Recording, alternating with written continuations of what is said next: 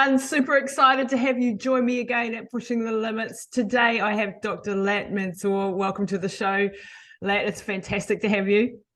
Thank you very much, Lisa. Thank you very much for having me. Pleasure. It's absolutely amazing to be able to talk to you. We're going to be talking about ketones, exogenous ketones, ketone esters, the work that you're doing at HVMN, and the exciting developments that are going on in this space. Before we dive into all the ketone magic, if you like, would you be able to give us a little bit of a background about yourself, Dr. Latt? That'd be lovely. Sure. So I was born and bred in Malaysia. Grew up in Malaysia until I was 20 years old. I finished my A levels and I went to the UK and did my undergraduate in University of Nottingham in biotechnology. So that was my bachelor's. Right after that, I got accepted into Columbia University in New York, doing master's in biotechnology as well. But while my undergrad was a very broad range biotechnology sort of courses, my masters were more focused on pharmaceutical sciences, regulatory affairs, very into the drug development side of things. And then after my masters, I thought, well, I don't want to go into research. I don't want to marry myself with another 3-4 years of being in the lab. So I started applying for jobs, and eventually I got a job as a clinical trial coordinator. So I was sort of helping, a pharma company running, the clinical trials, the filing, and all the documentations around things.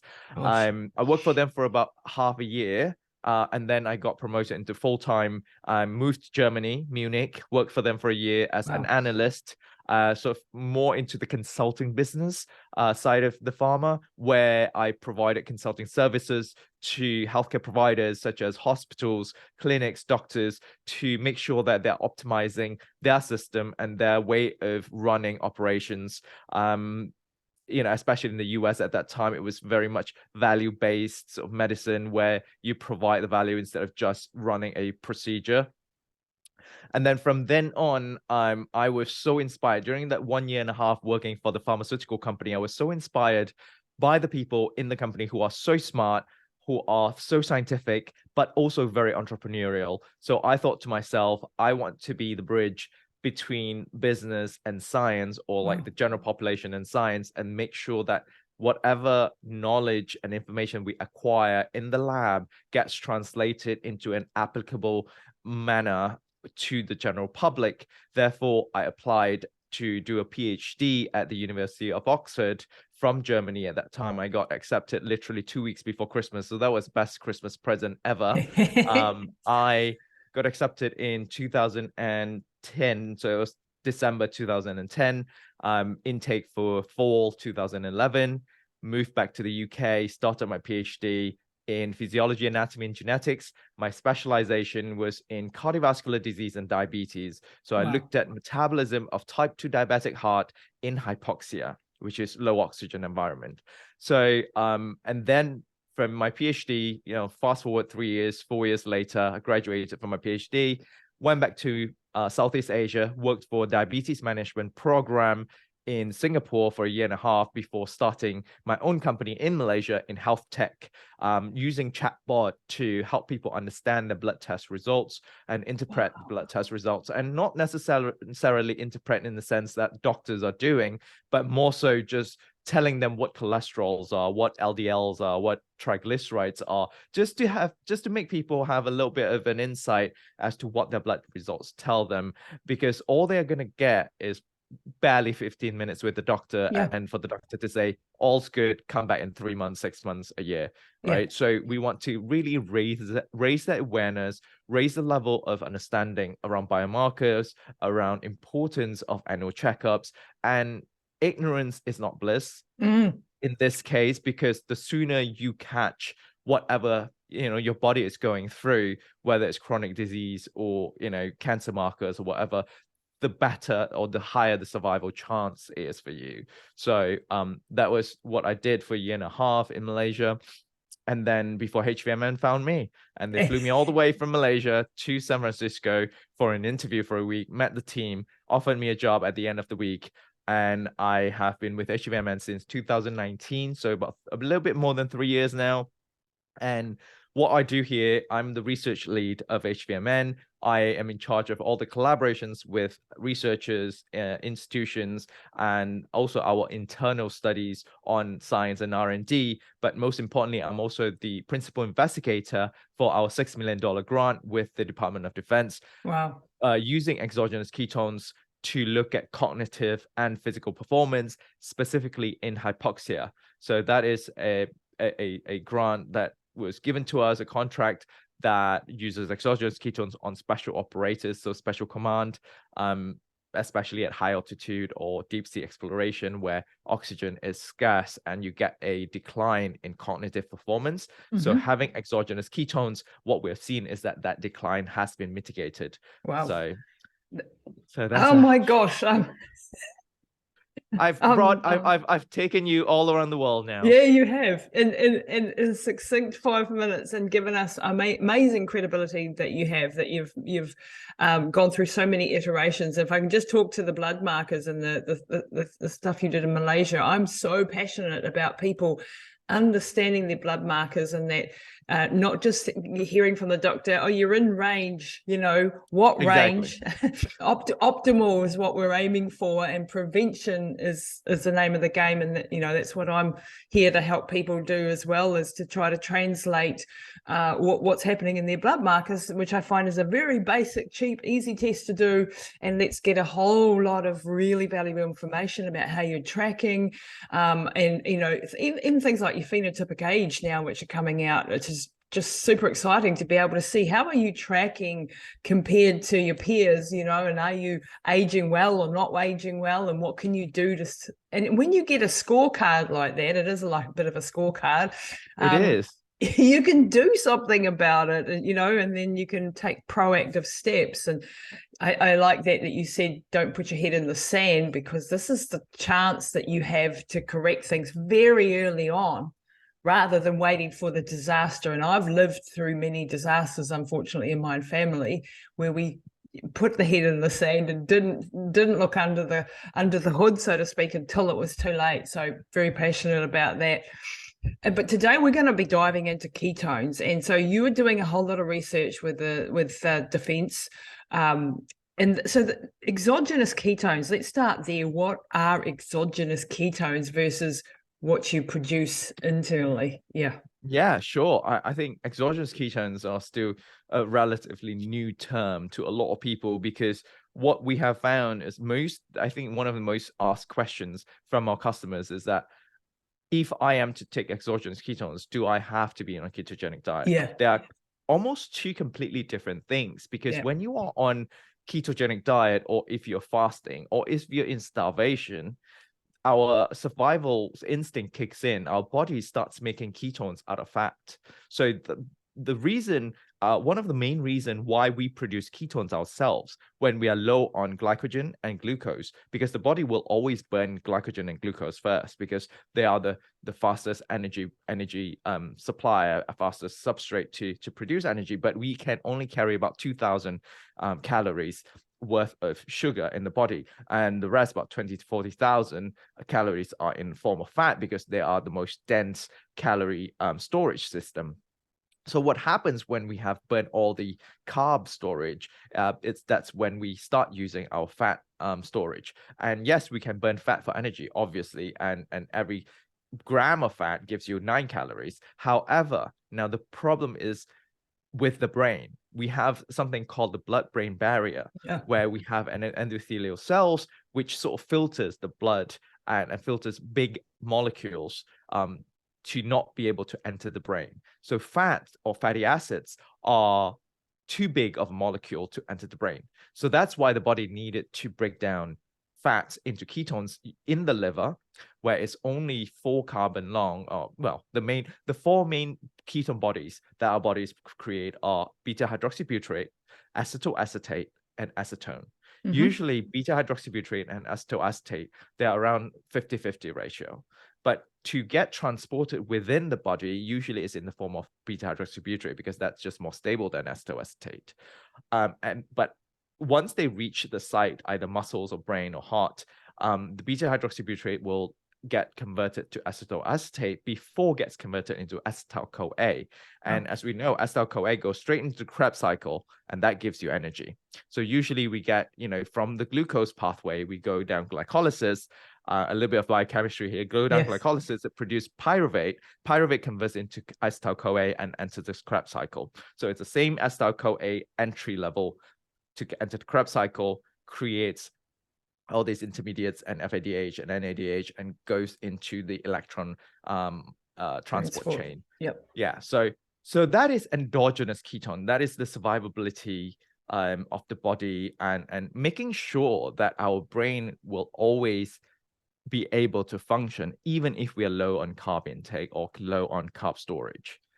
Now, about 20-30 years ago, DARPA, which is a department within the DoD in US, funded research by Dr. Richard Veitch, who have passed away a couple of years ago.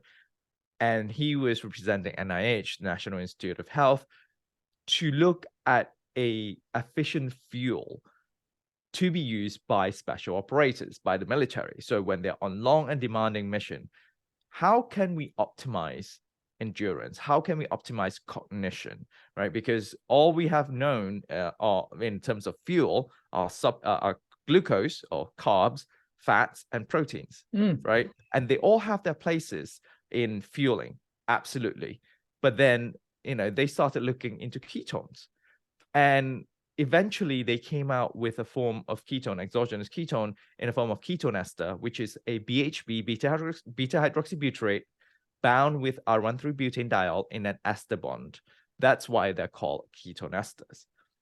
What it does is that it increases your blood BHB level acutely and within minutes. So that way you don't have to wait for your body to use up all your carb storage in order for your body to kickstart the ketogenesis, which is the production of ketones by your liver.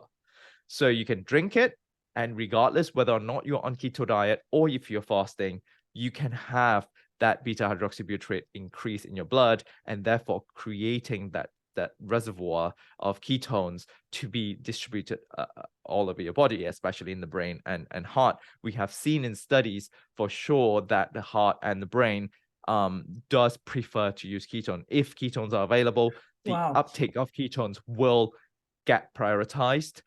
In the heart, though, they have seen that it gets prioritized, but without affecting the other substrates. In other words, the higher the availability of ketones, the higher the uptake. However, the other substrates uptake were not affected. So in my mind, what I'm thinking is that you are not only saying that the heart prefers ketones, but by providing ketones, you are providing a complete different class of fuel, and you're providing extra energy. And imagine how much difference this would make in ischemia, in heart attack. Absolutely. Where you have lack of energy, and you have lack of you have the damage caused by oxidative damage because of the lack of energy, lack of substrate, lack of ways to excrete the waste of respiration. You're providing the heart with this extra fuel that could possibly, mitigate that sort of damage. I have to jump in there because you just got me really excited there, because obviously this would also apply perhaps towards the brain. And so the brain and the heart are very mitochondrial rich, and they require a ton of energy to operate. And one of the things that I became aware of, when Mum had an aneurysm and a stroke, and since working with people with concussions and TBIs, is that their ability to uptake glucose is impaired. And then in the hospital, they go and give you something like Ensure, because they can't get any food in the normal sort of way. And that, of course, is glucose-based.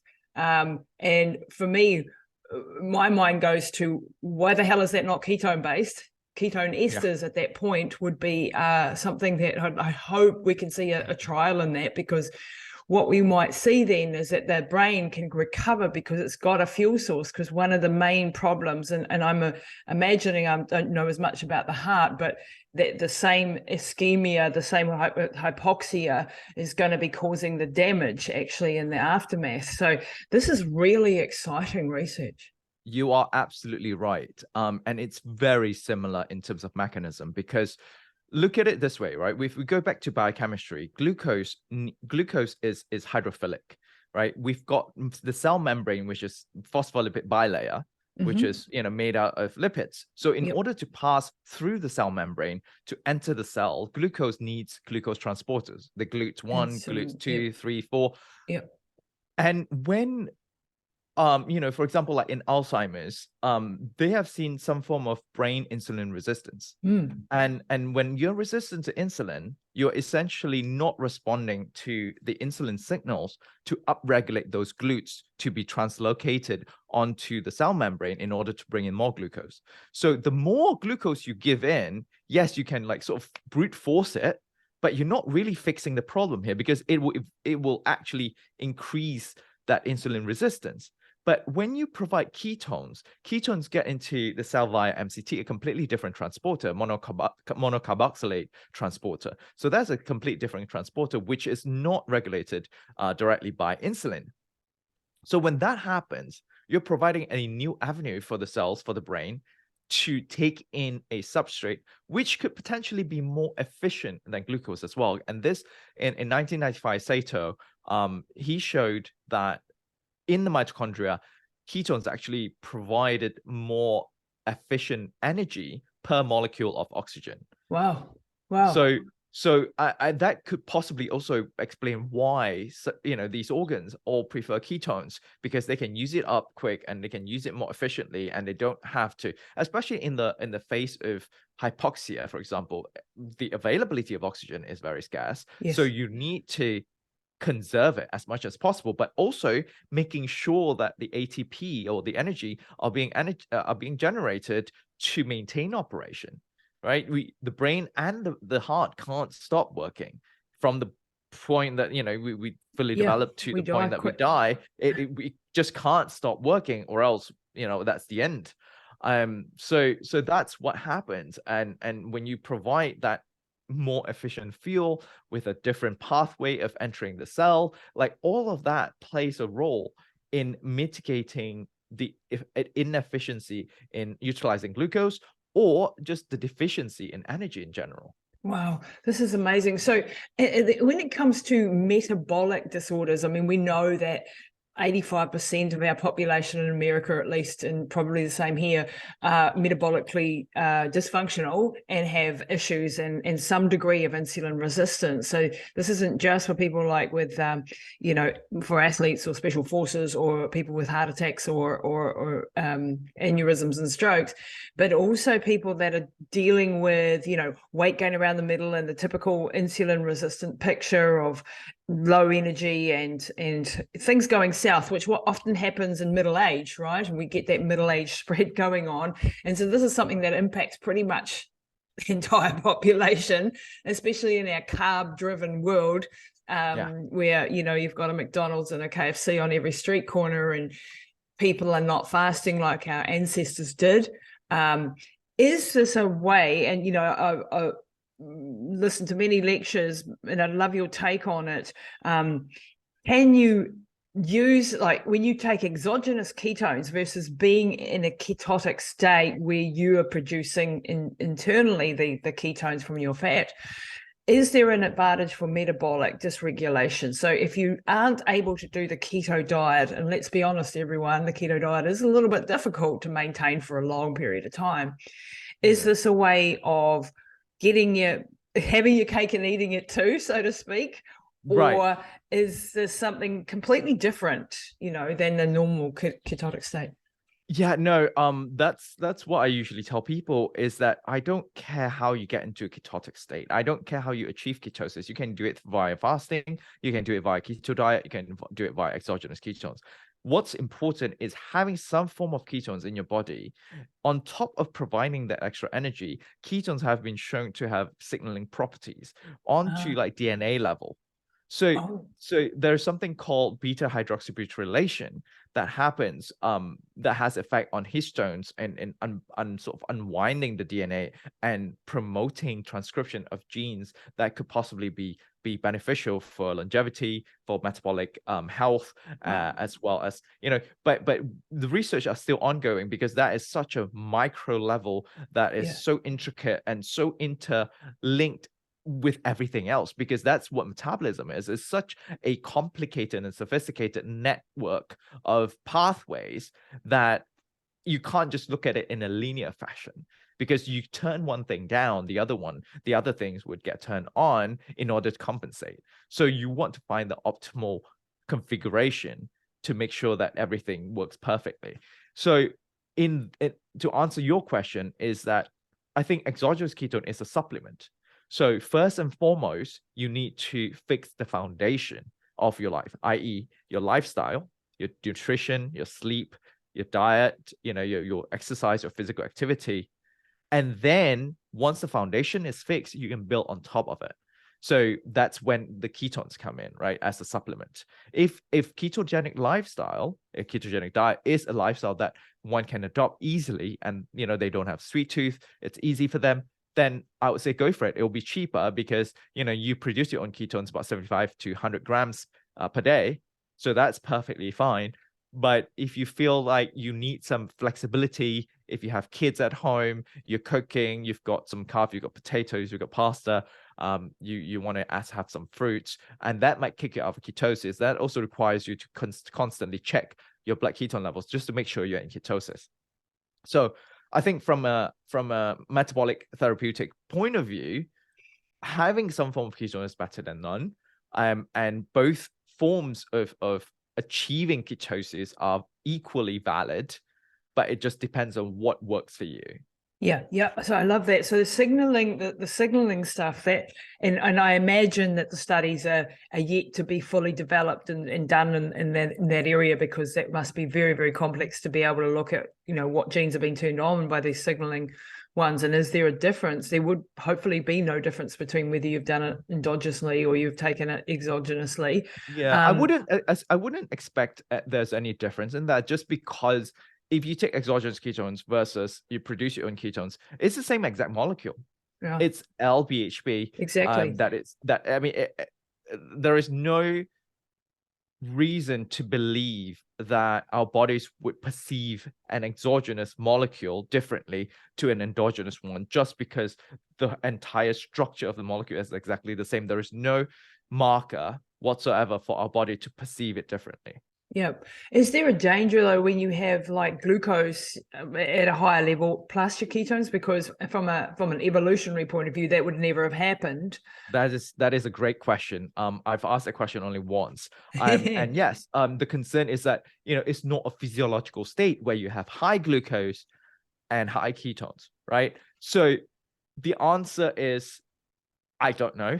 Yeah. And I'm okay to say that I don't know whether that state is sustainable or that state is dangerous. But what we have seen in athletes is that having high sugar and high ketones actually help them with their performance. Wow. Because they're using them. So you're using a hybrid fuel system in order to push yourself further, and it does have a glycogen sparing effect. So we have seen that with ketones, you're sparing your glycogen because you're burning your ketones first, and then you're going to switch gear over to the glucose and help you like push further, faster. And our recent research in our clinical trial that we sponsored in University of North Georgia, we saw an improvement of peak power across the board using ketones, so anaerobic exercise, which has never been shown before. No. So all this while, exogenous ketones have been synonymous with endurance and cycling and triathlon athletes. But for the first time ever, we're looking at strong power with 10 seconds push as strong as you can. We actually saw an increase in power using exogenous, using ketone IQ. Yeah. So to your answer, if you're sitting around and sedentary lifestyle, having high sugar and high ketone, probably not the best idea, because when you're consuming ketones, especially if you're not just producing your own ketones, because the only way to achieve high sugar and high ketone is when you consume exogenous ketones, right? Yeah. And don't forget that exogenous ketones themselves also have calories. So if you're not using them, you are piling on calories. So, you are still having the calorie excess if you're not having an active lifestyle or a healthy diet. You are eventually gonna increase your fat storage, and you're gonna get overweight and increase all the risk. So it's not a magic pill that solves all your problem. It's something that should complement again, go back to the foundation, a healthy foundation that you built. So, if we are not active, like today, if I'm not working out, I should not be consuming a lot of carbs to begin with. But I can still get the ketones for the mental clarity because it has only like 70 calories per shot. And like both of us today, before we came on here, we both had a shot. Mum's sitting over in the corner having her shot right now. and from anecdotal evidence, like my mum, who my listeners know my story, has been on the HVMN ketone IQ for the past month or so. And I've noticed a big improvements in her cognitive functioning. So there you go. That's it right there for those watching on video. Her ability to speak, her ability to articulate, the flat effect that she was plagued with, where she's not able to express emotions very well through the face, through things which happens to people with brain injuries. Being very introverted, all of those things I've seen improvements with. So the mental, this cognitive, and this is after 8 years after the original event, and after dealing with cancer the last year. So just anecdotal, and we've only been on this a month, and we've got the ketones now in the country. Ketone IQ is available now in the shop, everybody, so go and check it out. And I'm taking it, so from an athlete's perspective, if we go back to the athlete perspective, I'm very aware that a lot of so ultra endurance athletes, or I'd say not a lot, some ultra endurance athletes have flipped over to being in ketosis and doing the keto diet and finding that they can run a heck of a lot longer. And of course, I've got a background as an ultra endurance athlete, and I was never in ketosis. Because back then we were, carb. You have to just keep fueling in order to keep running. I wonder how much better I could have done if I had been in ketosis when having both substrates. And so that was interesting. I did have a question around are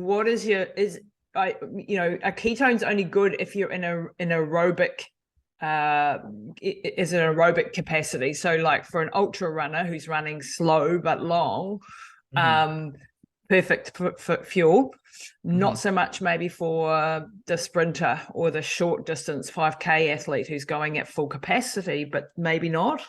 Yeah, so that has always been the notion around ketones, because we know that glucose is always king when it comes to anaerobic exercise, because glucose has this pathway called glycolysis where it doesn't require oxygen to produce energy, whereas ketones and fats, they will need oxygen to produce energy. So in terms of fast turnaround time to produce energy, glucose has always been, the king when it comes to, fueling for anaerobic exercise.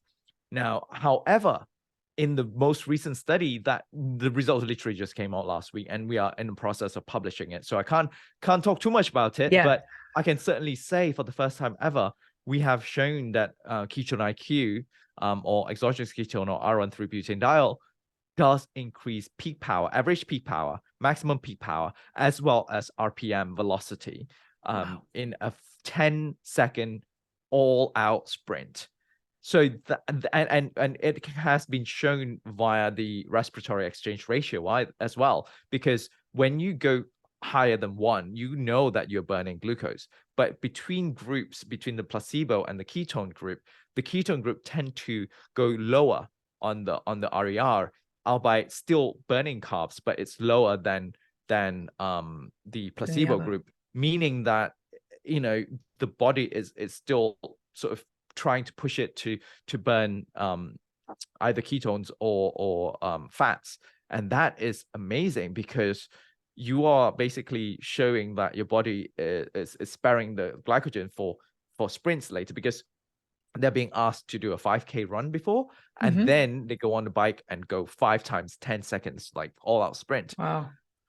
And the hypothesis is that the glycogen sparing effect during the 5K run gives these participants enough storage of carbs to then push for the later stage of the sprint. Wow. So this is super interesting and still very new, because one would think having ketones in an endurance exercise, in a race, in a marathon run, you are essentially training your body to tap into the larger storage system, which is the fat system. And this is true. Like, I sort of interviewed Debbie Potts, who is also an endurance athlete, Ironman and all of that. And she trains her clients to go at a much lower, steadier pace and monitor the heart rate, but also, fueling it correctly, but monitoring your heart rate to be able to teach your body to prioritize fats and fat oxidation, because that is a bigger tank to tap into, rather than only tap into it when you are like completely stressed out, completely like run out of glucose. So we'll see, hopefully more research to come to look at anaerobic exercise and what ketones role what role ketone has to play in that. Yeah, and if we look at say the Tour de France riders, I know a lot of the Tour de France riders are on HVMN's ketone IQ, and what are some of their feedback to you guys? Because I mean, watching those guys, and I love watching cycling, big fan of the Tour de France, and incredible performances that they bring day after day. What gets me as someone who's done, like I ran through New Zealand, for example, and did 2,250 Ks in 42 days. And I know what it takes to go day in, day out and deplete yourself every day and get up again and go again and go again. And that's what impresses me so much with these guys. And they're doing it at a speed and an intensity. It's just the mental side of the whole thing as well, the focus, the concentration. When you're running, you can sort of stumble along, somehow. Yeah. Whereas when you're going at 70, 80K down a hill, you better be on it, right? Yeah. So what has been the feedback from any of the Tour de France riders? Because it must be fascinating. I mean, I personally haven't seen any direct feedback from them, but the fact that they keep coming back, I mean, that says a lot. Yeah, they keep coming back during training season versus racing season. I think that is a very good feedback in and of itself. Yeah. I think people do, just anecdotally, a lot of our customers, they feel that the fatigue level is less when they go training, so they feel like they can go further and go for longer. And then the other half, a majority of them actually talks about the cognitive clarity, the cognitive performance that they get during the run. You can just feel the focus, and when you're like really focused on something, time just flies and you feel like your body just does what it's supposed to do. Yeah. Okay. So let's talk a little bit about mitochondria. Mm-hmm. So mitochondrial health and our ability to produce energy. And many people are dealing with some level of mitochondrial dysfunction and problems with the mitochondria actually producing any. Is there any studies around, is it, restoratives to mitochondria in any way? Any effects there that's been noticed? I think in terms of restorative effect on mitochondria or mitochondrial biogenesis, I don't think ketone has any direct effect on it. I do think exercise is a very, very strong intervention when it comes to mitochondrial biogenesis. I believe in episode 199 of HVMN podcast, I interviewed Dr. Louisa Nicola. She's from Australia actually, but she's based in the US.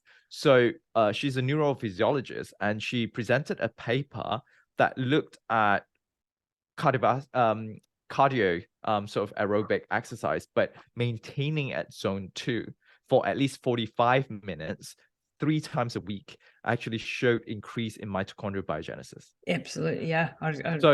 So, Totally. and then another paper that I found, and I'm going to write up this little summary and post it on my social media as well, is that I found that another paper sort of broke down and talked about how the exercise increasing mitochondrial biogenesis via BDNF, which is brain-derived neurotrophic factor, it's by increasing ketone levels. Oh, wow. So that is very interesting. So Yeah. what they saw is that, the exercise increases the ketone levels, and the ketone levels somehow, tied into the pathway that upregulates BDNF. Wow. So whether or not, if you're at rest, but you have ketones, upregulates BDNF, it's yet to be seen. But for sure, if you are exercising and having ketones, that showed the upregulation of BDNF. And BDNF is brain-derived neurotrophic factor, for those who are wondering what the hell we're talking about, and very important for healing of brains and for brain function and preserving your brain function as you get older and so on. And anything that's going to increase BDNF, and there's a genetic factor to that plays a role as well. But anything that's going to improve that is going to be good for, preserving your brain and preserving your cognitive function. Yeah. And there are quite a few review papers that looked at role of ketones in stroke, and they talked about BDNF in that sense and how ketone directly affect BDNF, as well as lowering inflammation via reducing the amount of interleukin 6, which is a marker, which is cytokines that is directly related to stress level and oxidative damage. And this is another thing. So interleukin 6. So when you have a brain injury like a stroke or an aneurysm or a TBI or things like that, you're getting massive inflammation, and this happens over a period of time too, not just immediately. So if you get a concussion and people do the eye test and think you're fine, not necessarily, right? It can be days later or weeks later when you start to see the actual inflammatory processes. So anything that's going to hit those inflammation pathways and dampen that down has got to be good. And one of the things that I wish when Mum had the aneurysm is that I'd been able to get ketone esters into her at that point. That would have been, I think, would have saved, and this is just me putting 2 and 2 together from the biochemistry that I know, that would have probably mitigated a lot of the after effects of the damage and the massive inflammation that we then saw. And what we saw was over weeks she got worse, not better, worse and worse and worse, and lost more and more brain function. So at the beginning she was still able to talk, and by the end she didn't know who she was or was able to talk. And that was the inflammation. And of course in the skull, where you've got a fixed area and swelling in the brain, you're knocking off brain cells. And I had Dr. Dom D'Agostino on the show, who is a fantastic man on so many levels, and he's done a lot of research around hyperbaric oxygen therapy and ketones and cancer and things like this. And like going through the cancer journey with my mum, I've had her on a keto diet. I do, as you can see in the background, a hyperbaric oxygen chamber there, and putting ketones now in the mix.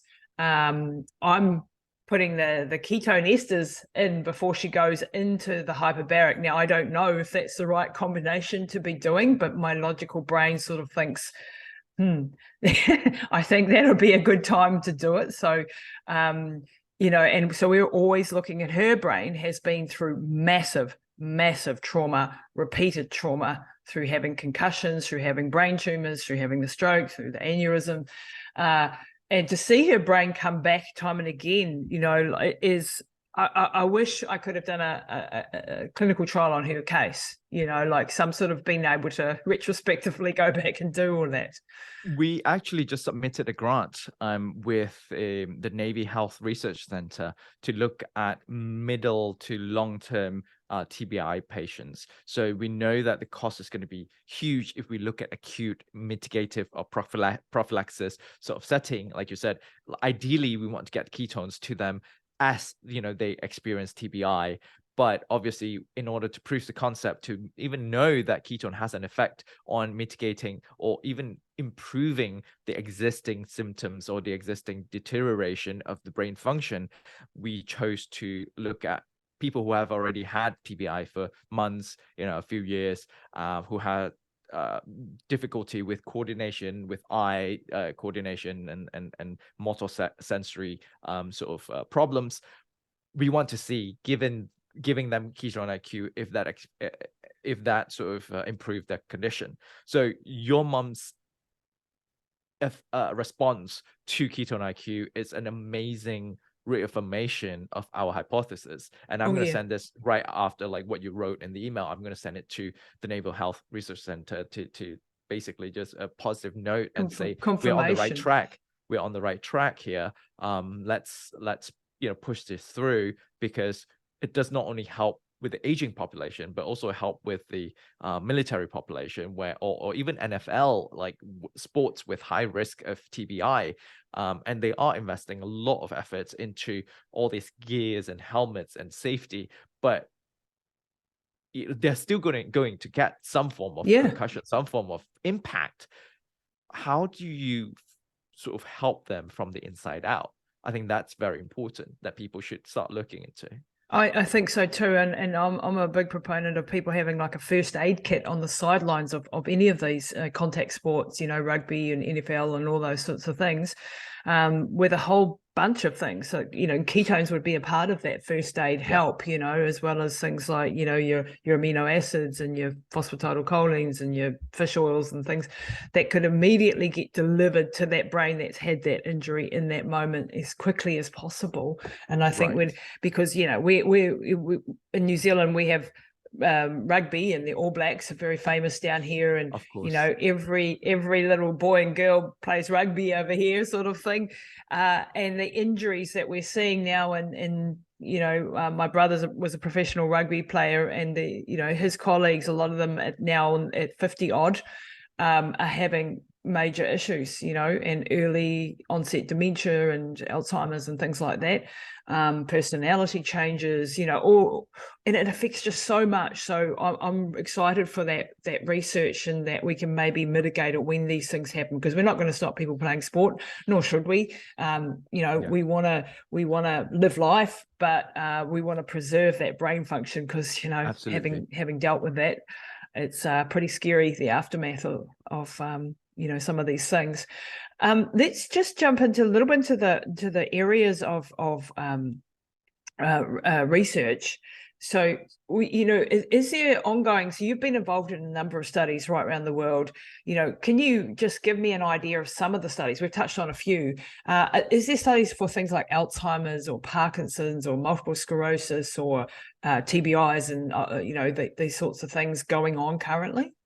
I think for TBI has been shown in animals, at least, because it's difficult to run a clinical trial with humans where you have to purposefully sort of smash them on the head. So that is a bit difficult. That's why for us, the grant that we applied for, it's around people who have had TBI and dealing with the aftermath.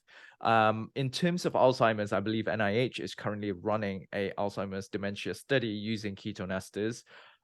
We also have, in terms of brain network stability, that was already published in 2021. Mujika Parady, if you look into it, they published a paper using either ketogenic diet for a week or exogenous ketone, i.e. ketone ester, that they use for one dose. And then they look at functional MRI and looking at the interaction between brain regions that is usually decline as we age. So they actually saw an improvement in the interaction between brain regions, and they term it, brain network stability. In terms of what else did you mention? MS. I don't believe I've seen any research around MS using ketones or exogenous ketones, but one of our colleagues, the head of partnership, Kira, her mom is dealing with MS, and she anecdotally definitely felt the improvement in cognition with her mom, and she talks more, and she's way more awake, if you would, just more alert around her surroundings and stuff. So hopefully some researchers listening to this podcast who are interested, please reach out. I mean, we're always very, very interested in collaborating with researchers, because our goal is not just selling product, but eventually, like at least for me personally, my personal motivation is, as I said earlier in this podcast, is to bridge between the science and the business. But most importantly, what's more gratifying than knowing that what I'm standing up for actually help people, and people who actually need it. So we're happy to provide samples and provide products to researchers who are interested in studying specific studies, and if we feel that if that is such a critical area, I'm happy to discuss as well. Brilliant, absolutely brilliant. And one of the areas that I find, I work in clinic with a lot of people with myriad of different things, and getting them to do a keto diet is very difficult.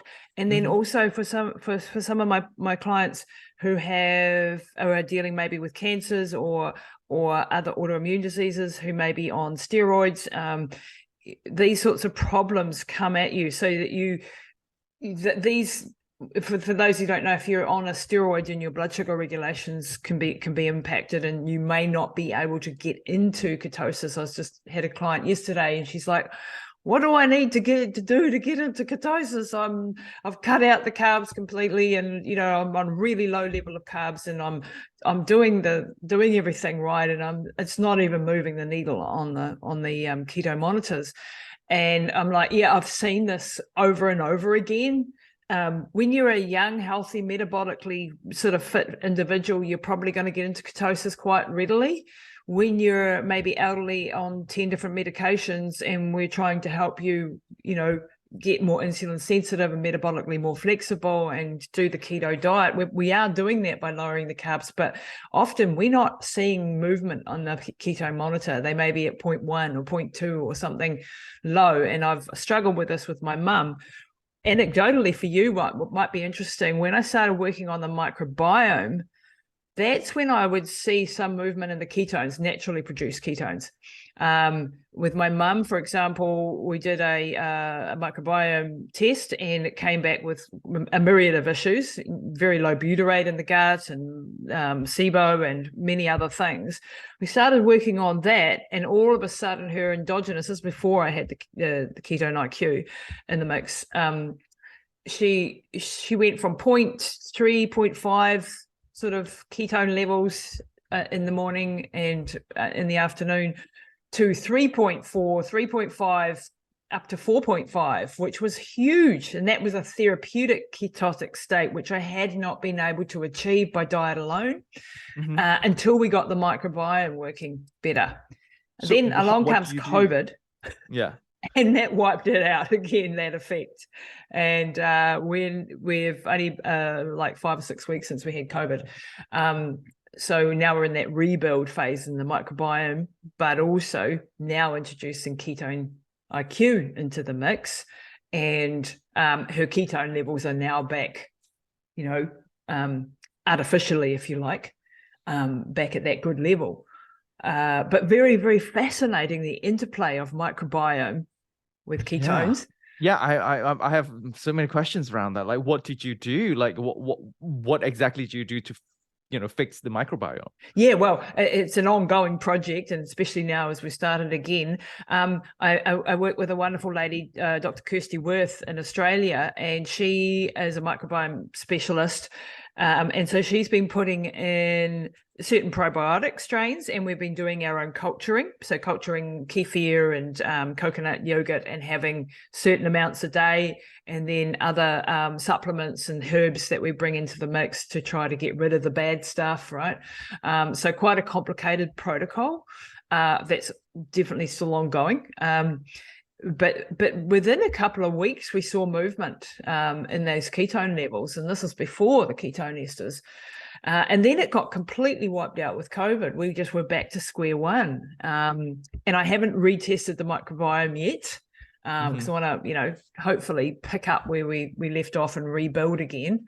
But very interesting, that interplay, that like, because she was metabolically, and her microbiome was coming back online, if you like, coming better, she was able to produce ketones. And I'm wondering, like, a lot of, and I think it's a missing conversation online on YouTube and so on the ketone space, is that, it's usually the buff muscly guy who's telling you about going and doing a keto diet, and I'm going, you might be in a state of therapeutic ketosis with that diet, but I can tell you a lot of the 70, 80-year-olds, 60-year-olds that I'm dealing with medications that they're on, they're not getting into a ketogenic state, no matter what we do. And then you've got, of course, the compliance of actually the behavioral change side of the thing, yep. which is also a part of it, being human and working with older people. And Mum's doing a cameo in the background. Mum, leave that door shut, Hi, please. Mum. She's off for a walk. Mum. Yeah. Shut the door. I shut the door. She's obviously off for her little morning walk, and she likes doing little cameos in my podcasts. That's all right. We'll let her get away with it. Usually it's either the cat or Mum, one or the other. Yeah, I know. But at least she can get up and go for a walk, right? She was in a wheelchair for 2 years, so absolutely. And a lot of these like trainers that I interviewed and podcasters, and they were saying how underrated walking is. On top of you going to the gym and lifting weights, and that's all very important, the cardiovascular fitness, as well as the resistance training, being able to really increase muscle mass, as well as increase performance in the brain. Walking in and of itself is a different like benefit that you can add on top of that. Absolutely. And this low level stuff, it's so valuable. And just like, get out and walk, everybody. Doesn't have to be the gym and have to be everything. But yeah, just coming back to that topic, I do think that is an area that in the ketone industry, that we're in the metabolic health is understanding that some of our elderly population, especially, or people north of 40, even 50, who have certain medications, are going to struggle to get into ketosis. So therefore, putting ketones in the mix, exogenous ketones, would make sense to me if we're trying to teach the body. And this again is my, putting two and two together, teaching the body what a ketone is, because most of our bodies have never seen a ketone. We've been overfed. As a nation, or as a world, we're pretty much overfed in the Western world, and we've always got food on hand, and every 2 to 3 hours you were taught you had to eat to keep your energy levels up. And that's really flawed thinking. Any comments to that? Any of that? No, I mean, you are on the right path. And that is so true, because our bodies are so used to glucose to the point that we had to downregulate insulin. That we have to downregulate the insulin sensitivity, because insulin is constantly elevated. So we're like, we need a break. But the interesting fact is that even though our body is not being, some people all their lives, they've not been exposed to ketones at all, know that our bodies have all the genes and all the enzymes and all the hormones needed to regulate and metabolize ketones, because that is in our survival sort of package, if you would.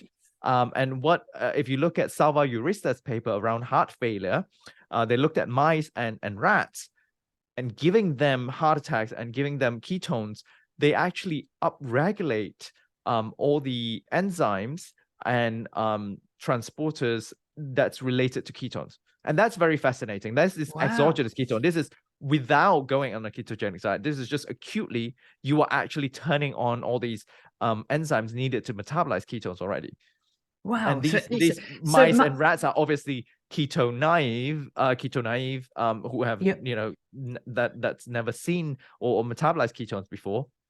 So you're right in the sense that, we are teaching our bodies to recognize ketones, but we also have evidence that we are actually, by introducing ketones, we are already training all the mechanism, all the cogs, all the machinery that we need in order to optimize ketones. And that doesn't take long.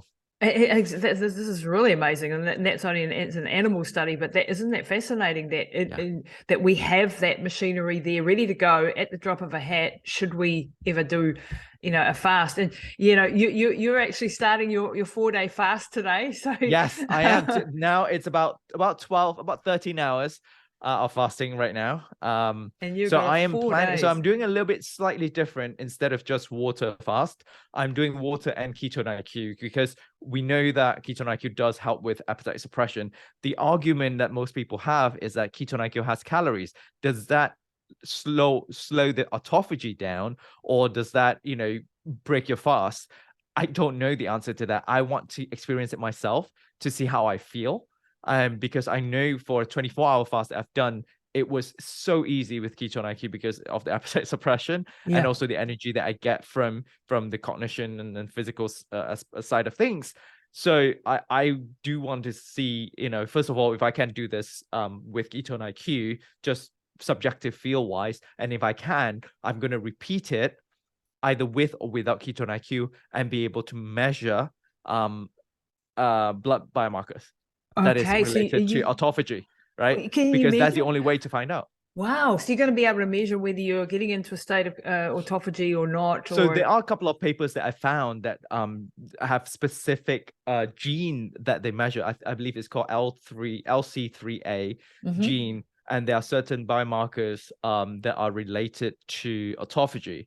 I have to pull it up. I had all the tabs open because I was watching Limitless, Chris Hemsworth episode on him doing a 4-day fast. And that got me thinking, as a research leader of Ketone IQ, we've got a lot of people who use Ketone IQ for fasting, intermittent fasting, but for a long fast where you want to achieve autophagy, would that impede the fasting process, or would that actually assist the fasting process? Because if you think about it, if I'm just taking 70 calories per shot, even up to 500 calories, Volta Longo, fast mimicking diet, that's still food, and that's about, I believe, about 500 calories per day.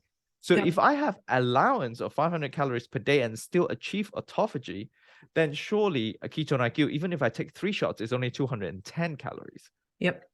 And it's not impacting the glycemic, it's not impacting insulin or glycemic index or response. And I mean, that's the way I do it. Like I do intermittent fasting, just the 14-16 hour, depending on the day, what I'm up to, and having the ketones, I don't count that as being breaking the fast. I count that as helping me get into a state of ketosis for a few hours at least, and then I often wreck it by the nighttime. But at least for a while I've been in that state. But we are wanting autophagy, so that is a very important question that you're trying to answer or initiate a N of 1 around, because if we can get autophagy and have the ketones, we're sort of getting the best of the both worlds. And you'll be able to function and not be starving, because when you try to fast, and everybody you use the word fast and everyone goes like, I don't want to go without my food, and it's a primal thing. We're so trained to chase after food as mammals, and to not have the hunger. That's what I've noticed, is that the hunger isn't there. So you forget about it, and you'll often go, oh, shoot, I haven't eaten anything for, and that alone is worth it, I think, because before, I was very, and as a carb-based athlete, I was very, constantly focused mentally, like a big piece of my brain was occupied with where's my next food coming from. And I think a lot of us are dealing with that. There's a psychological component to that, the emotional side of eating and all of that. Definitely, dealt with that one as well. But also the actual physical cravings and things are not there anymore. And the blood sugars are just much more balanced and level throughout the day, which is, absolutely amazing.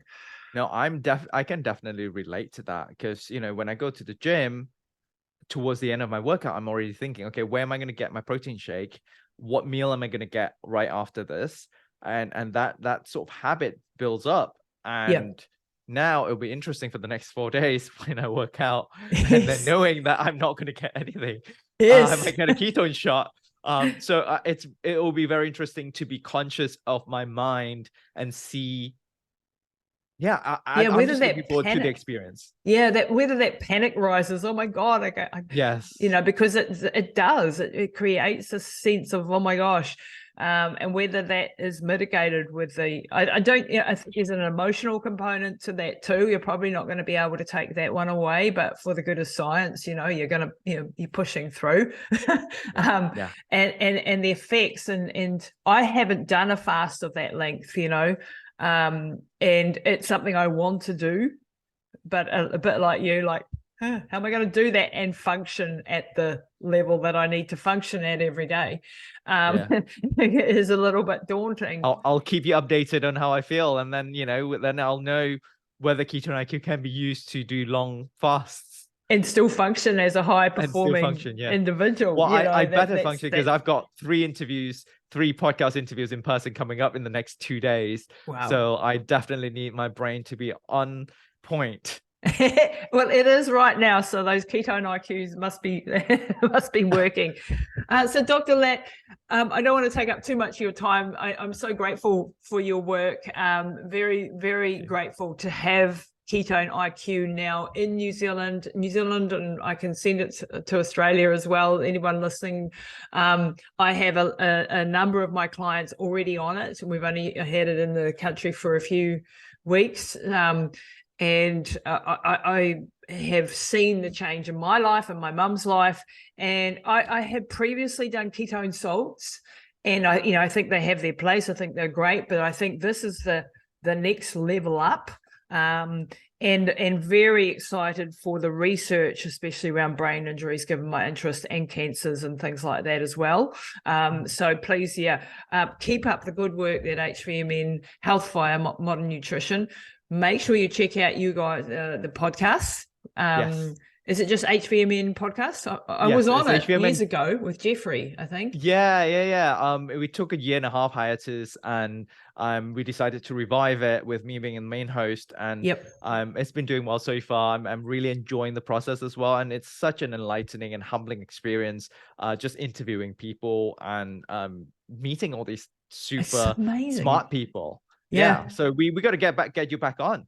Yes, I would love to share my stories and share, Absolutely.